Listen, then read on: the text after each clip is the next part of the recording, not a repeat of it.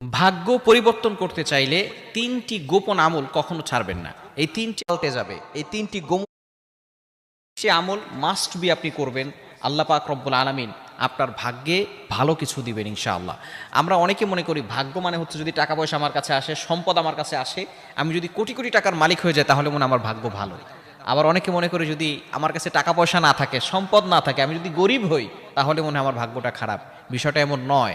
সব সম্পদ কিন্তু রহমত নয়, সব সম্পদ রহমত নয়। যেই সম্পদ, যেই টাকা পয়সা আপনাকে মসজিদে নিতে পারে না, যেই টাকা পয়সা, যেই সম্পদ আপনাকে আল্লাহর দিকে ধাবিত করতে পারে না, সেই সম্পদ, সেই টাকা পয়সা কখনো রহমত নয়। সেই সম্পদ এবং টাকা পয়সা হচ্ছে গজব। ফেরাউনকে আল্লাহ তাআলা সম্পদ দিয়েছিল, নমরুদকে আল্লাহ তাআলা সম্পদ দিয়েছিল, কিন্তু এটা তাদের ভাগ্য ভালো, বিষয়টা এমন নয়। আমরা জানি ফেরাউন আল্লাহর সাথে গাদ্দারি করেছে, নমরুদ আল্লাহর সাথে নাফরমানি করেছে, এবং তারা নিজেদেরকে খোদা বলে দাবি করেছিল। আল্লাহ পাক রব্বুল আলামিন তাদেরকে দুনিয়াতেই ধ্বংস করে দিয়েছেন। এজন্য অবশ্যই আমাদেরকে এই বিষয়গুলো খেয়াল রাখতে হবে। টাকা পয়সাই যে ভাগ্য ভালো ভাগ্য খারাপ বিষয়টা এমন নয়।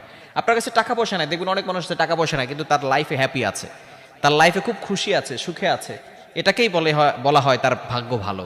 কিন্তু টাকা পয়সা আপনার অনেক আছে কিন্তু আপনার লাইফে কোনো সুখ নাই, লাইফে শুধু কষ্ট আর কষ্ট। অনেক টাকা পয়সা আছে, অনেক বিঘা জমি আছে, কিন্তু আপনার কাছে কোনো হ্যাপিনেস নাই, সুখ নাই, তাহলে আপনি ভাগ্য ভালো এটা বলতে পারবেন না। এই জন্য অবশ্যই আমরা তিনটি আমল করবো। নাম্বার ওয়ান, এক নাম্বার হচ্ছে ইমানের উপর অটল অবিচল থাকতে হবে। ইমান এনে আমরা যদি ইমানটাকে ছেড়ে দেই, বিভিন্ন ধরনের শিরিকের গুনাহের কাজ করি, শিরিকের গুনাহ আল্লাহ তাআলা কখনো ক্ষমা করবে না।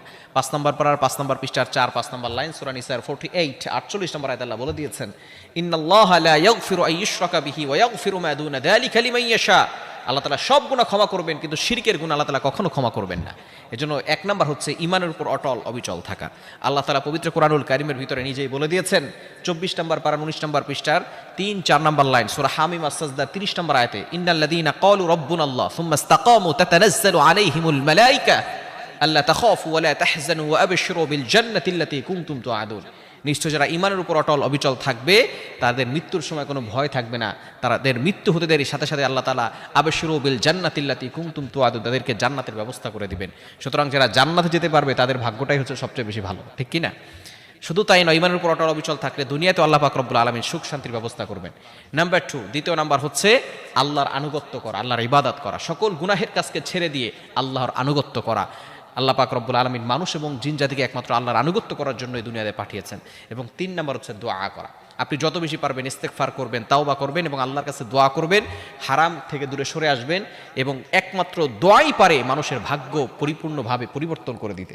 এজন্য অবশ্যই আমরা বেশি বেশি করে আল্লাহর কাছে দোয়া করব। এই 3টি আমল যদি করতে পারি আল্লাহ পাক রব্বুল আলামিন আমাদের ভাগ্যে খুব ভালো কিছু দিবেন, দুনিয়াতেও আল্লাহ তাআলা কল্যাণ দান করবেন, আখিরাতেও আল্লাহ তাআলা কল্যাণের ব্যবস্থা করে দিবেন।